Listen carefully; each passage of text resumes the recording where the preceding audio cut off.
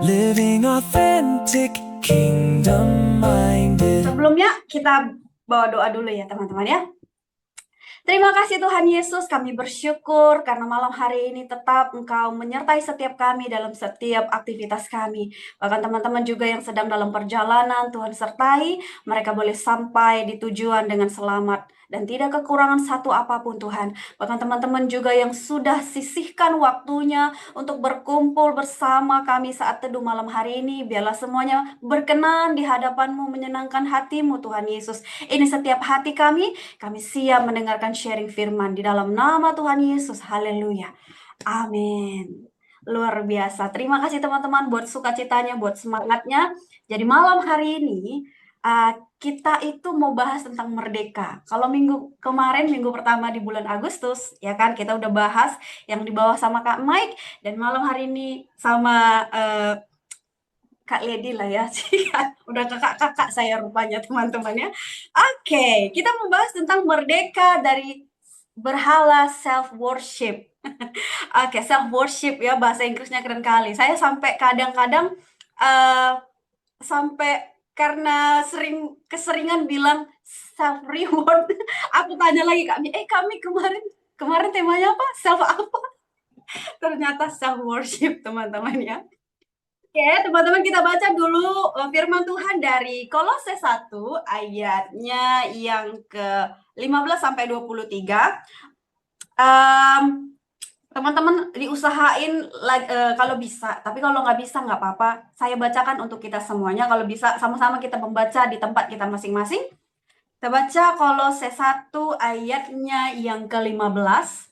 Keutamaan Kristus, dialah gambar Allah yang tidak kelihatan, yang sulung, lebih utama daripada segala yang diciptakan.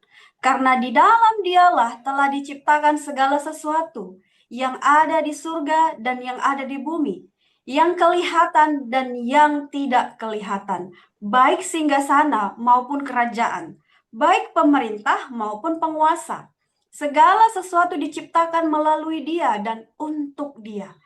Ia ada terlebih dahulu daripada segala sesuatu, dan segala sesuatu menyatu di dalam Dia. Dialah kepala tubuh, yaitu gereja.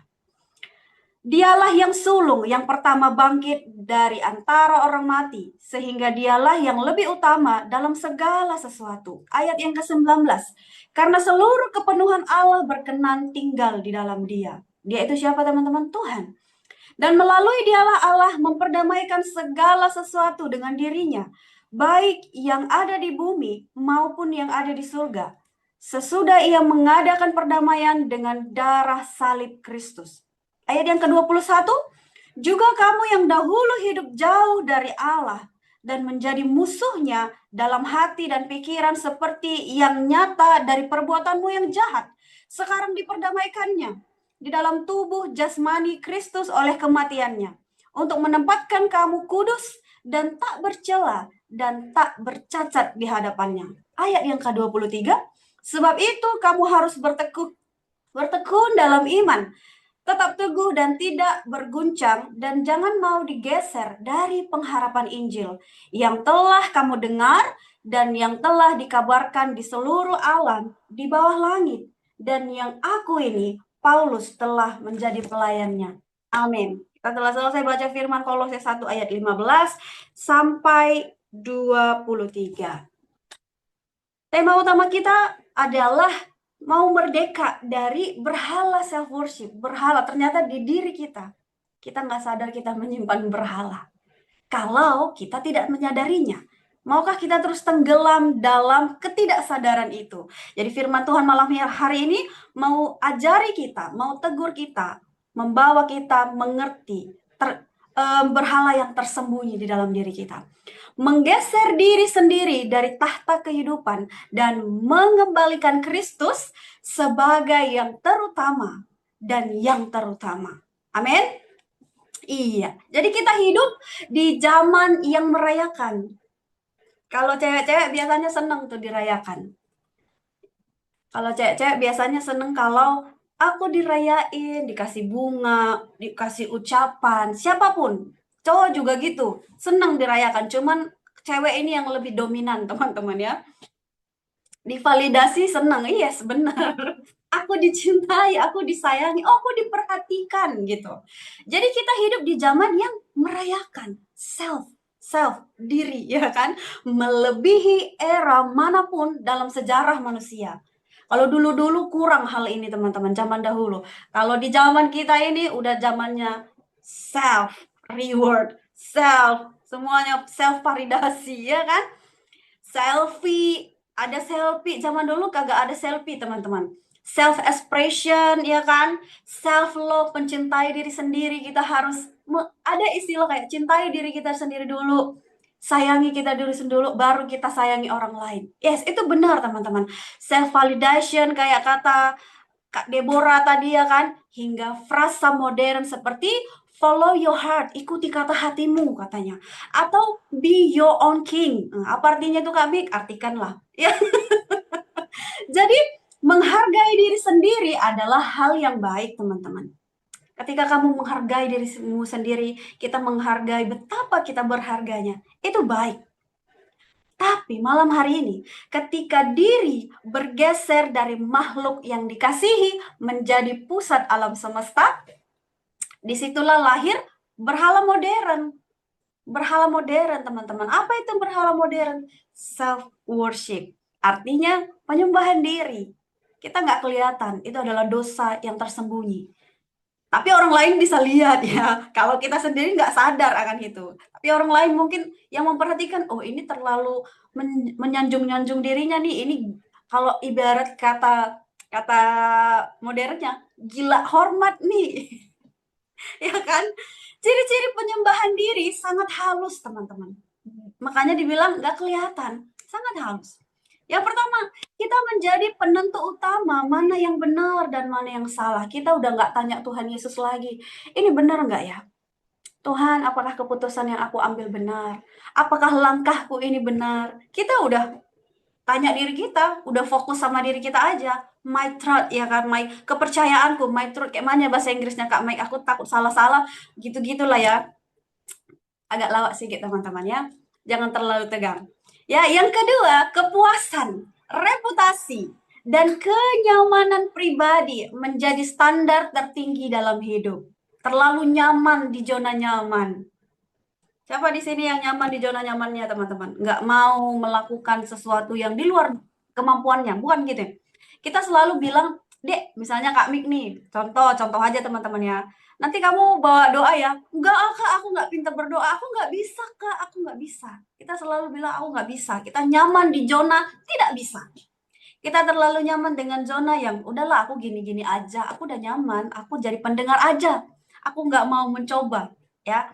Kepuasan, kita puas dengan apa yang udah kita capai, kita terlalu fokus dengan hasilnya. Reputasi, kita sibuk jaga nama baik kita. Kita berpikir seperti, aduh nanti aku kelihatan salah, nanti aku kelihatan jelek di mata orang, nanti aku digosipin. Kita terlalu takut, kita terlalu menjaga reputasi nama baik kita. Menjaga nama baik itu penting dan bagus, tetapi kalau fokus kita terlalu, itu yang sudah tidak baik, teman-teman. Ya, jadi pribadi kita menjadi standar tertinggi dalam hidup. Kita terus fokus sama diri kita. Ya, yang ketiga, Tuhan seringkali hanya dijadikan pelayan. Siapa nih yang marah sama Tuhan kalau doanya nggak dijawab? Atau udah lama penantian, bertahun-tahun, sometimes kita marah kalau ikut egoisnya, Tuhan kok mengikut Tuhan begini amat sih, aku udah lakukan semua yang terbaik, aku udah pelayanan di gereja, aku pelayanan di sekolah, di kampus, aku pelayanan di mana-mana, aku melayani Tuhan, tapi kenapa ada doa yang Tuhan gak jawab? Jadi Tuhan seringkali kita jadikan hanya kayak pelayan, tugas Tuhan itu harus jawab doa kita gitu, ya untuk mewujudkan impian-impian pribadi kita. Tuhan aku pengen tas Hermes Tuhan, gimana caranya Tuhan? Nah, iya kan? Tapi kita mau fokus-fokus sama diri kita terus. Aku mau Alphard Tuhan.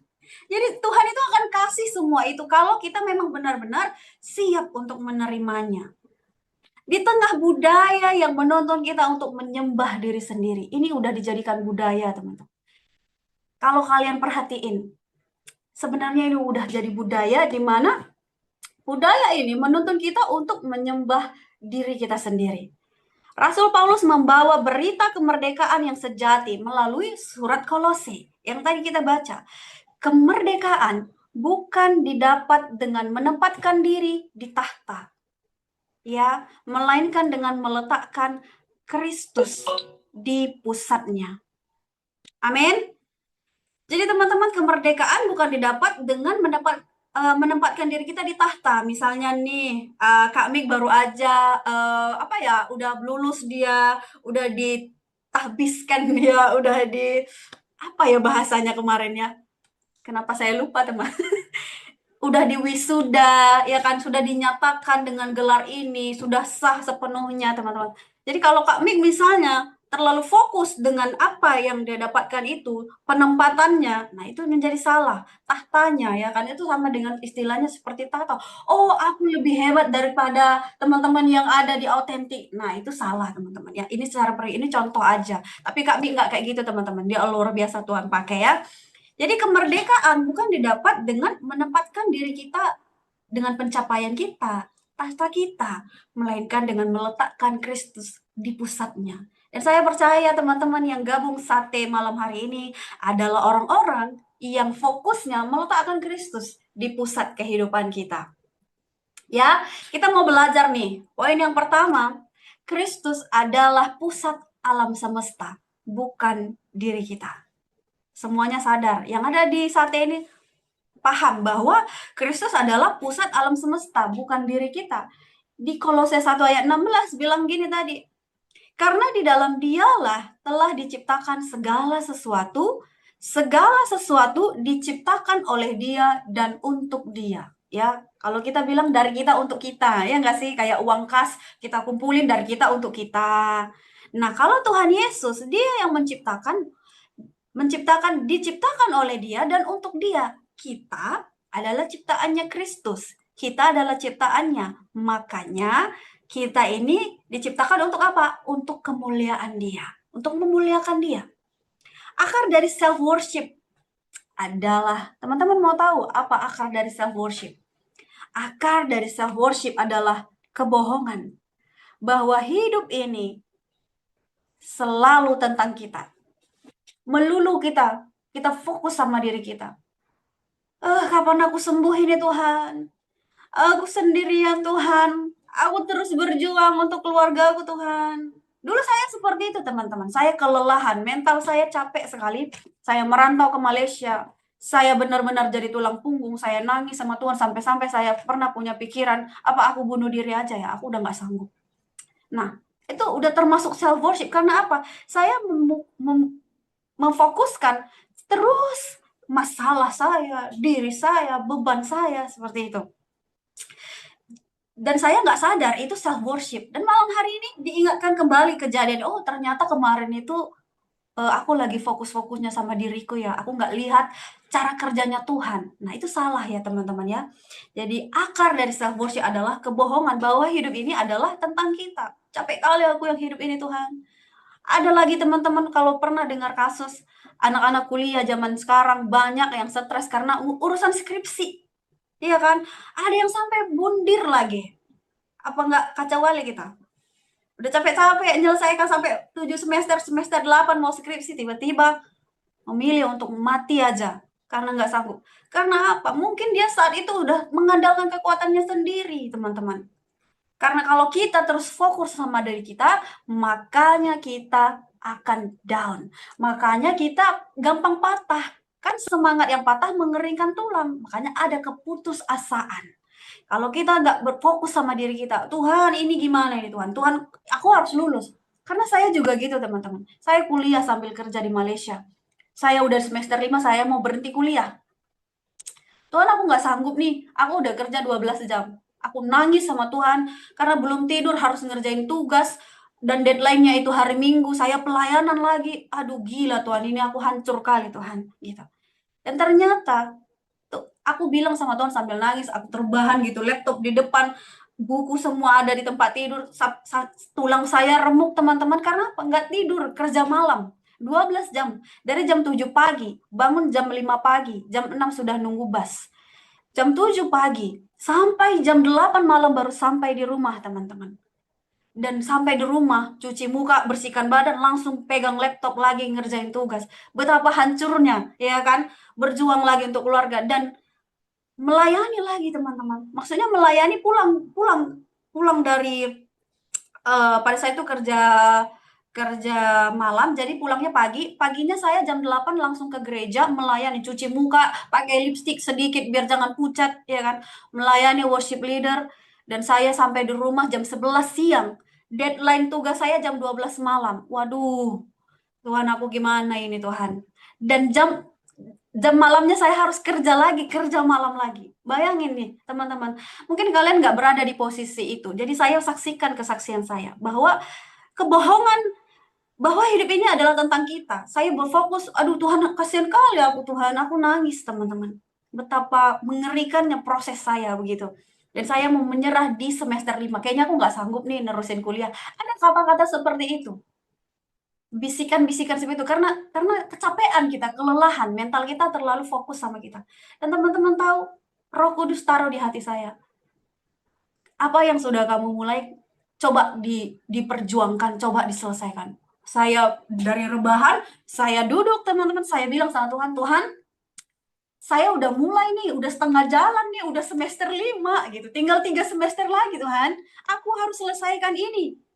Aku harus bisa lulus, harus punya eh, selesaikan kuliah ini Tuhan. Pulang-pulang aku nggak mau cuma lulusan SMA, lulusan TKI, pulang aku nggak punya uang karena saya nggak punya tabungan teman-teman. Apa yang saya banggakan dari pencapaian saya gitu. Jadi saya mau menjadi yang berbeda. Di saat yang lain fokus cari uang, saya juga fokus cari Tuhan. Saya sambil melayani, saya juga fokus cari yang bisa nanti pulang misalnya cari gelar teman-teman biar bisa dapat kerja nanti di balik Indonesia seperti itu. Saya puji Tuhan, Tuhan kasih motivasi seperti itu dan saya bilang sama Tuhan, teman-teman, kalau kamu pegang janji Tuhan, percaya deh, sesulit apapun prosesmu, pasti Tuhan sertai kamu. Saya bilang sama Tuhan, Tuhan, Engkau lihat ini Tuhan. Kalau lihat secara fisikku, aku lemah, aku kecil, aku sendiri di Malaysia ini, di luar negeri, nggak ada keluargaku di sini Tuhan. Kalau aku kenapa-kenapa, ini tanggung jawab Tuhan. Gitu. Maksudnya, kalau saya sampai sakit, kalau saya sampai meninggal di negara orang, ini tanggung jawab Tuhan gitu. Itu berarti ini maunya Tuhan. Tapi Tuhan aku percaya bersama Tuhan ini harus selesai. Aku harus wisuda. Aku harus punya gelar. Gitu sampai seperti itu. Karena perjuangan ini udah berjalan setengah Tuhan. Izinkan aku selesaikan. Tuhan tolong ya. Saya bilang sama Tuhan seperti itu. Dan saya bangkit teman-teman. Saya selesaikan tugas. Saya nggak tidur sama sekali sampai pukul 4 sore. Saya puji Tuhan udah selesaikan tugas yang harus diposting.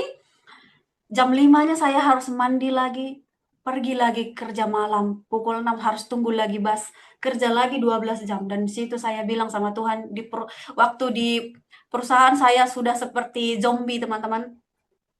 Saya bilang sama Tuhan, Tuhan, aku udah mau mati ini Tuhan gitu. Kayak kalau orang nggak tidur ini kan badannya pasti kayak layu ya teman-teman ya. Jadi puji Tuhan, Tuhan kasih partner kerja yang kayak ya udah tidur kalau kamu ngantuk, nggak apa-apa aku yang lihat mesin gitu. Jadi saya boleh tidur paling 15 menit gitu ya kan. 15 menit itu kan lumayan untuk istirahat. Jadi ada penyertaan Tuhan dan puji Tuhan teman-teman.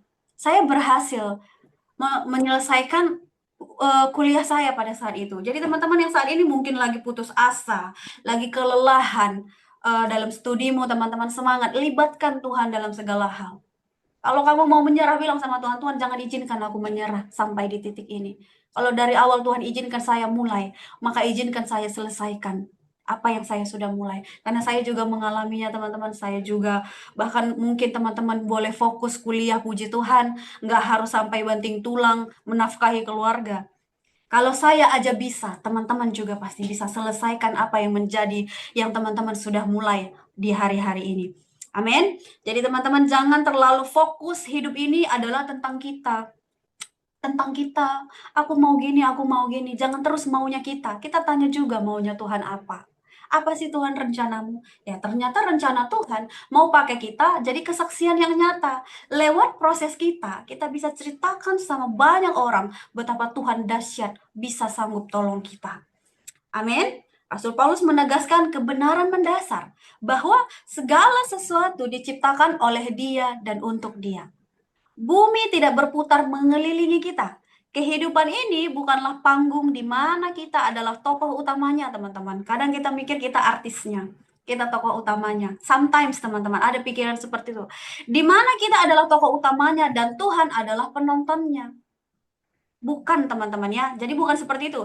Tetapi Kristus adalah pusat dan kita diciptakan untuk memuliakan Dia. Amin.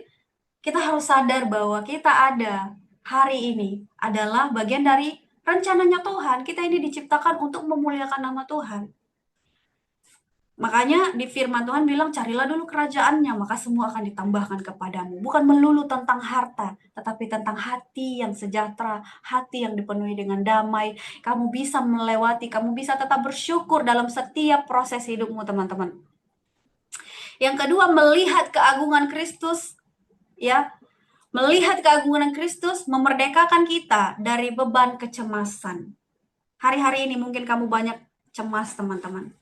Saat kita menyembah diri sendiri, kita harus menanggung beban berat. Saat kita nggak bilang aku lagi nyembah diri, kita nggak tahu ini terjadi di dalam diri kita. Makanya kita selidiki hati kita. Saat kita menyembah diri sendiri, kita harus menanggung beban berat, menjaga reputasi kita supaya jangan jelek di mata orang. Capek nggak, teman-teman? Hidup kita terlalu menjaga martabat. Kalau teman-teman pernah nonton film-film yang orang-orang terhormat itu, sebenarnya hidup mereka itu capek. Harus menjaga nama baik, ya kan? Mengontrol segalanya dan membuktikan kelayakan diri. Tetapi saat ini kita menyadari bahwa Kristus yang menopang segala sesuatu di ayat 17, teman-teman. Kita bebas dari tekanan untuk menjadi Tuhan bagi diri sendiri. Bersyukurlah kita karena kita sudah merdeka, kita sudah bebas, kita nggak punya tekanan, kita nggak merasa kita ini ada Tuhan di dalam diri kita, yang kita mentuhankan diri kita sendiri, yaitu fokus kita terus ke diri kita aja. Ya, puji Tuhan. Jadi poin yang kedua, kita menyadari posisi kita. Dari dulu musuh, kini didamaikan. Sebenarnya dulu orang-orang, manusia, kita adalah musuhnya Allah. Ya, di ayat Kolose 1 ayat 21 sampai 22a bilang gini, juga kamu yang dahulu hidup jauh dari Allah dan yang memutuskan, yang bermusuhan dengannya dalam hati dan pikiran, seperti yang nyata dari perbuatanmu yang jahat, sekarang diperdamaikannya. Jadi berhala self-worship tumbuh subur ketika kita lupa siapa diri kita sebenarnya di hadapan Allah. Ya, kalau kita sampai lupa siapa sih diri kita ini di hadapan Allah. Di room ini. Di sate ini nggak ada ya. Saat ini di Zoom ini nggak ada yang terlalu fokus sama dirinya sendiri sampai lupa bahwa kita ini punya Allah. Jadi self worship, teman-teman, tumbuh suburnya itu di dalam diri kita kalau kita sampai lupa diri kita sendiri, siapa sebenarnya kita ini di hadapan Allah. Jangan ya, Dek ya. Self worship membisikkan bahwa kita pada dasarnya adalah orang baik yang berhak menuntut segalanya dari kehidupan. Yes, ada. Secara duniawi, teman-teman, self worship ini mengajarkan kita, membisikkan kita seolah-olah bahwa kita pada dasarnya adalah orang baik yang berhak menuntut segalanya. Kita memang orang baik, teman-teman, tetapi menuntut segalanya dari kehidupan ini salah, teman-teman. Berarti kita lupa bahwa hidup kita ini suka-sukanya Tuhan. Kita semua tahu, sadar. Kita sering dengar pujian bilang, suka-sukamu Tuhan. Tapi kita menuntut segalanya harus kita dapatkan dari kehidupan ini. Kenapa dia kaya Tuhan, saya tidak. Kenapa dia sukses Tuhan, saya tidak. Ya, itu menuntut, teman-teman ya. Namun teman-teman, Injil mengingatkan kenyataan yang merendahkan hati. Kita dahulu adalah musuh Allah karena dosa. Jadi sebenarnya kita ini dulu musuhnya Allah karena dosa, ya. Namun didamaikan melalui salib. Kita tidak diselamatkan karena kehebatan loh. Bukan kita karena kita hebat, bukan karena kita keren, bukan karena kita baik, bukan karena kita pinter, pencapaian kita luar biasa kita diselamatkan, melainkan karena darah Kristus di kayu salib. Semata-mata karena darah Kristus di kayu salib. Jadi ketika kita menyadari betapa besarnya anugerah yang telah kita terima, kesombongan runtuh dan menggantikannya dengan rasa syukur yang mendalam. Amin. Jadi ketika kita menyadari betapa besarnya anugerah yang telah kita terima di dalam hidup kita ini, kesombongan kita itu runtuh, teman-teman. Dan akan tergantikan dengan rasa syukur yang mendalam. Makasih Tuhan, Engkau ciptakan aku seperti ini. Engkau buat aku lahir di tengah-tengah keluarga yang seperti ini. Punya teman yang seperti ini. Kita bisa lihat betapa kerennya Tuhan itu mengatur hidup kita. Poin yang ketiga, teman-teman. Oke, orang yang hidup dalam ucapan syukur tidak lagi sibuk menuntut penyembahan dari orang lain. Siapa nih di sini yang masih suka mencari validasi? Ya, seperti kemarin minggu lalu kita bahas bahwa berhala validasi terlalu penuh validasi. Nggak apa-apa, sedikit-sedikit. Tapi kalau terlalu, ini yang jadi bahaya. Orang yang hidup dalam ucapan syukur tidak lagi sibuk menuntut penyembahan dari orang lain. Pengakuan orang lain itu udah kayak bukan yang nomor satu.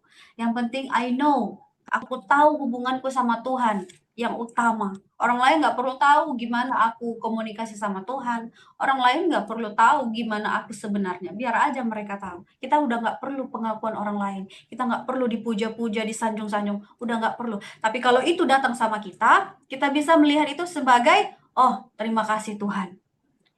Terima kasih Tuhan. Jadi ucapan syukur itu mengubah pola pikir kita. Kalau kita banyak-banyak bersyukur, pola pikir kita nggak lagi butuh validasi orang lain. Poin yang ketiga, teman-teman, berdiri teguh dalam Injil, bukan validasi dunia.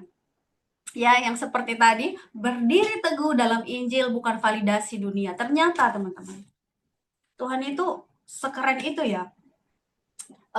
Di dalam Alkitab ini, kalau kita baca, rajin kita baca Alkitab, kita akan menyadari sebenarnya setiap langkah kita ini Tuhan itu udah atur. Sebenarnya setiap apa yang harus kita lakukan, Tuhan juga udah ajarin, udah kasih tahu lewat nasihat-nasihat yang ada di dalam. Amin. Jadi karena itu kalau kita sudah tahu gimana cara kerjanya Tuhan, kita nggak akan banyak-banyak lagi nggak bingung-bingung lagi menjalani kehidupan ini. Cukup dengan berjalan dengan iman, teman-teman. Cukup berjalan dengan iman. Kamu bisa menikmati hari-harimu dengan sukacita. Ya, di Kolose 1 ayat 23a bilang, sebab itu kamu harus bertekun dalam iman. Tetap teguh dan tidak bergoncang. Dan jangan mau digeser dari pengharapan Injil. Kalau malam hari ini teman-teman, kamu udah lewati tahun-tahunmu, kamu udah lewati bulan-bulanmu yang lalu, minggu yang lalu, bahkan kemarin. Semuanya ada pengharapan di dalamnya. Maka kedepannya harus tetap diteruskan. Jangan mau digeser oleh apapun itu dari pengharapan Injil. Amin. Mengapa orang terjebak dalam self-worship? Kira-kira kenapa sih orang gampang terjebak dalam self-worship? Karena mereka haus validasi. Saya banyak sekali saya kebetulan orangnya suka nonton film pendek gitu. Ternyata di kehidupan ini sama aja ya, mau itu di luar negeri, mau itu di Indonesia, bahkan di kalangan-kalangan masyarakat di dekat saya juga merasakan hal yang sama, teman-teman. Saya merasakan bahwa, oh ternyata emang benar ya orang yang di luar Tuhan ini banyak sekali yang haus validasi. Orang harus lihat saya yang lebih pintar. Orang harus lihat saya yang lebih baik. Orang harus lihat saya ini orang baik. Ya. Mengapa orang terjebak dalam self worship? Karena validasi tadi. Karena mereka haus validasi, haus penerimaan dan nilai diri, self worth, nilai-nilai diri, haus akan nilai-nilai diri, takut ditengok orang tidak baik, banyaklah alasan-alasan tertentu, teman-teman. Budaya dunia mengajarkan gini, nilaimu ditentukan oleh jumlah penonton. Ini budaya dunia. Nilaimu ditentukan oleh jumlah penonton, pencapaianmu, penampilanmu, ya kan, dan pengakuan orang lain. Ini adalah perhambaan yang melelahkan. Karena benar-benar kemarin saya pernah eh, yang sekarang sudah jadi suami saya, teman-teman, waktu kami masih pacaran, eh, dia pergi jalan sama saya itu pakai sandal jepit, celana celana pendek, pakai kaos biasa. Teman-teman tahu, kita ke mall, ya kan? Dengan penampilan ya gembel lah, misalnya sederhana lah gitu ya, biasa pakaian rumah. Dan teman-teman tahu, nggak ada satupun yang kayak brosur-brosur mobil, brosur-brosur rumah, nggak ada yang nawarin tuh. Karena apa? Kelihatan nggak punya duit gitu. Tapi minggu minggu yang akan datang kami kami coba gitu. Ayo, jangan coba deh pakai pakaian rapi gitu, rapi, pakai sepatu rapi, teman-teman. Meyakinkan lah gitu. Baru cukur rambut. Dan teman-teman tahu, begitu masuk mall itu brosur-brosur pada dikasih brosur mobil, brosur apartemen gitu. Jadi kami ketawa gitu. Oh, ternyata kelihatan ya, memang kita tuh dinilai dari penampilan. Yang tadi saya bilang, teman-teman, ya ini budaya dunia yang mengajarkan bahwa nilai kita ditentukan oleh penampilan. Bener nggak? Kalau kita rapi, kita dilihat, oh ini kayaknya berduit nih gitu. Kalau kita nggak rapi, kadang-kadang ada pikiran orang yang, oh ini nggak ada duit nih, ngapain ditawarin gitu ya kan? Ini adalah perhambaan yang melelahkan. Ini lelah, teman-teman. Nah, itu validasi. Kalau kamu mau dilihat sempurna di mata dunia, kamu akan lelah sendiri. Kita harus kelihatan sesempurna mungkin, nggak jadi diri sendiri. Kalau kamu nggak nyaman dengan itu, lakukan senyaman-nyamannya. Ya, Injil tadi itu tawaran dunia. Dunia mengajarkan seperti itu. Pernah ngalamin, teman-teman? Nah, kalau kalau belum pernah, coba aja nanti ya. Ya, kalau kamu pakai baju yang koyak-koyak atau apa, pasti nanti jangan-jangan ada yang ngasih uang 2.000. Dikira kita yang minta-minta ya. Kalau kamu pakaian rapi, pakai kemeja lagi, pakai apa namanya? Kalau cowok-cowok itu jas, jangan-jangan nanti ditawari suruh beli mobil-mobil sport itu ya. Kalau kita main-main, orang yakin, teman-teman. Kalau kita main-main ke jalan-jalan ke tempat-tempat mobil BMW, masuk kita, itu kamu akan disambut. Karena apa? Pakaianmu meyakinkan, penampilanmu meyakinkan kamu punya banyak uang, teman-teman. Tapi sekalipun kamu banyak uang, memang nggak semua gitu ya. Banyak juga yang old money, tampilannya simpel-simpel aja. Tapi validasi tadi, kebanyakannya. Hal ini yang biasa kita saksikan, kita lihat, dan kita alami. Itu budaya dunia yang diajarkan dunia. Tetapi Injil menawarkan kemerdekaan sejati. Nilaimu sudah ditetapkan di kayu salib, teman-teman. Nilai kita semua udah ditetapkan di kayu salib. Di hadapan Allah, ya, dalam Kristus. Saudara dan saya dipandang kudus. Malam hari ini kita semua yang ikut sate, kita semua dipandang kudus di mata Tuhan. Kalau orang lain mungkin melihat kita dari penampilan kita, ya kan? Dari, oh dia penontonnya banyak kalau live, dia keren gitu. Atau, oh dia udah MTH, dia keren. Kalau itu mata dunia, teman-teman. Tapi di mata Tuhan, kita semuanya adalah kudus, teman-teman. Tidak bercacat dan tidak bercela. Amin. Ayat yang ke-22 tadi bilang. Jadi, ketika identitas kita sudah berakar teguh di dalam Kristus, kita tidak perlu lagi menjual diri. Bukan menjual diri yang sono ya. Jadi, ketika identitas kita sudah berakar teguh di dalam Kristus, kita tidak perlu lagi menjual diri untuk mendapatkan tepuk tangan dunia. Kita nggak perlu pengakuan dunia. Ya, kita merdeka dari dorongan untuk terus-menerus memamerkan diri ya. Merdeka, kita nggak perlu pamerkan, oh aku punya perhiasan baru nih, itu validasi, teman-teman. Aku berhasil ini nih, itu haus validasi. Tapi kita udah nggak membutuhkan itu lagi. Fokusnya adalah dalam hati. Kita nggak tahu apa yang saat ini dipikirkan kami. Kita nggak tahu apa yang saat ini dipikirkan Fanti, teman-teman. Teman-teman juga nggak tahu apa yang ada di pikiran saya. Tetapi biarlah hati kita tetap fokus sama Tuhan Yesus, bahwa kita sadar kita ini tujuannya memuliakan nama Tuhan. Ya, jangan salah fokus, teman-teman. Biar apa? Biar kita tidak menyimpan berhala dalam diri kita. Biar diri kita, hidup kita tidak menjadi berhala di hadapan Tuhan. Amin. Jadi penutup dan aplikasinya malam hari ini, Kemerdekaan sejati dari berhala self-worship bukan berarti kita membenci diri sendiri ya. Bukan berarti, oh kata Kak Lady nggak boleh kita menganggap diri kita rendah. Bukan teman-teman.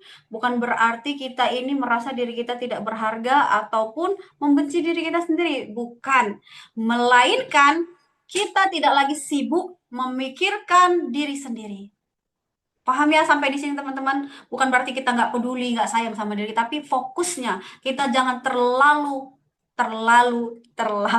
ya, jangan terlalu fokus sama diri sendiri. Nggak memikirkan kesibukan kita udah bukan lagi tentang kita, tapi tentang Tuhan Yesus. Karena pandangan kita telah terpesona oleh keagungan Kristus ya. Jadi fokus kita bukan lagi ke diri kita, biarlah pandangan dan hati kita, pikiran kita, semuanya itu kita terpesona sama Tuhan, jatuh cinta sama Tuhan oleh keagungannya yang udah buat kita, udah lewati setiap musim hidup kita. Jadi bagaimana merdeka dari self worship dalam praktiknya minggu ini teman-teman?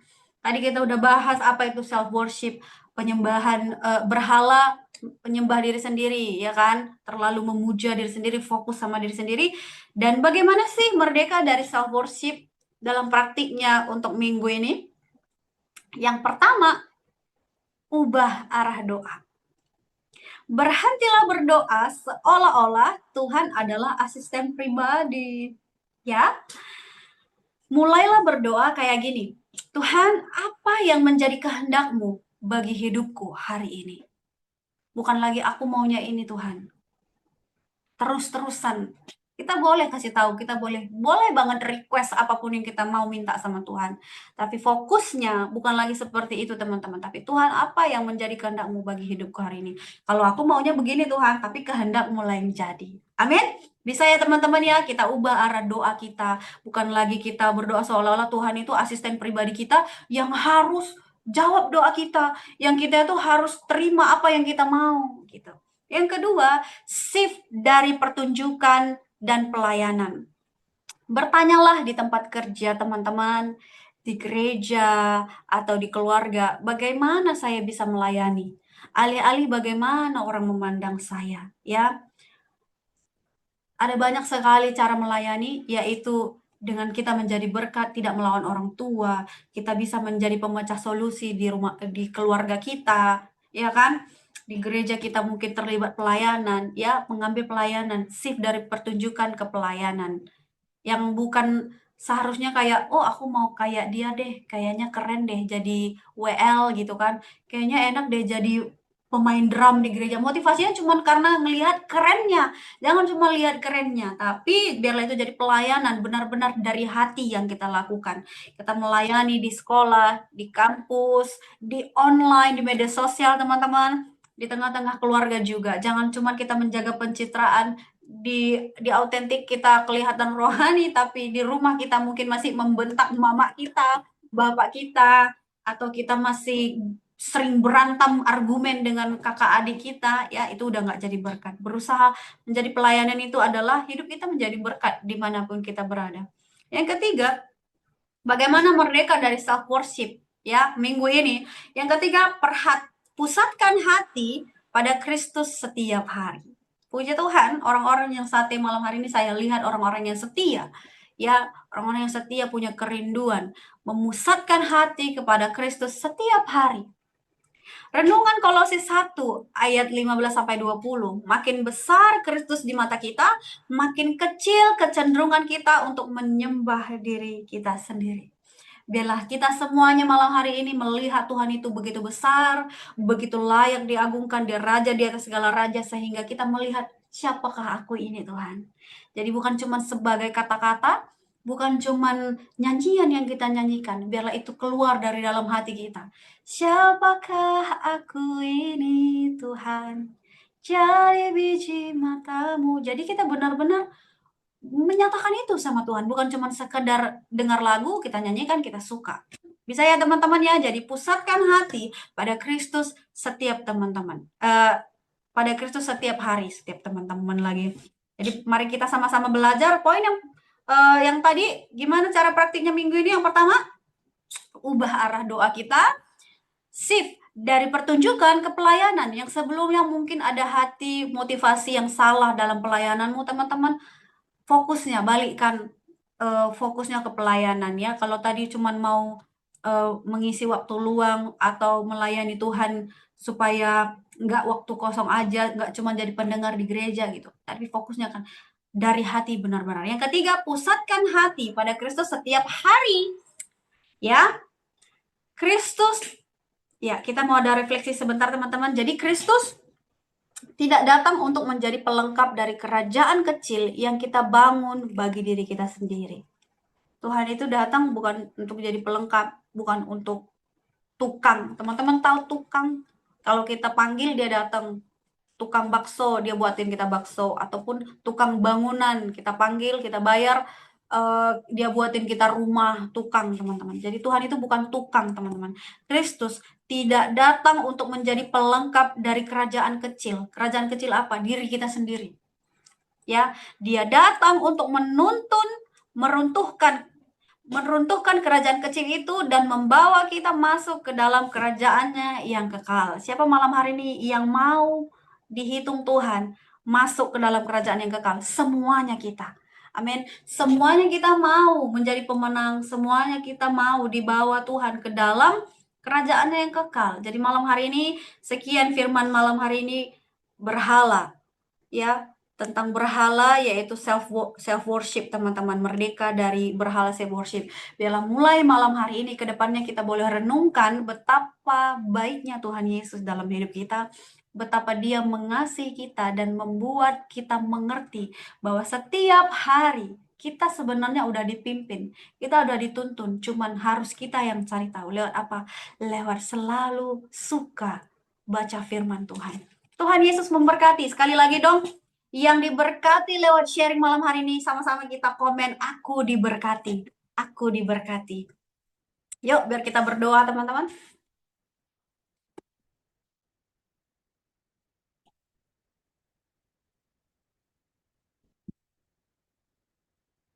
Oke, kita berdoa. Terima kasih Tuhan Yesus untuk setiap kebaikan-Mu dalam hidup kami. Malam hari ini Tuhan, kami telah selesai mendengar sharing firman. Berkati teman-teman semua yang dengar-dengaran saat ini Bapa. Terima kasih Engkau mengajarkan kami bahwa kami harus meruntuhkan setiap berhala, self worship, penyembahan diri dalam diri kami Bapa. Biarlah mulai hari ini ke depannya Tuhan kami boleh belajar berserah penuh sama Tuhan Yesus. Bahkan kami selalu pusatkan pandangan hati dan pikiran kami hanya kepada Kristus. Biarlah Tuhan pakai setiap teman-teman yang ada di sate ini Tuhan Yesus. Semuanya jadi berkat dimanapun mereka berada, kemanapun mereka pergi Tuhan Yesus. Terima kasih Tuhan Yesus, hamba-Mu telah selesai menyampaikan sharing firman. Dalam nama Tuhan Yesus, haleluya, amin.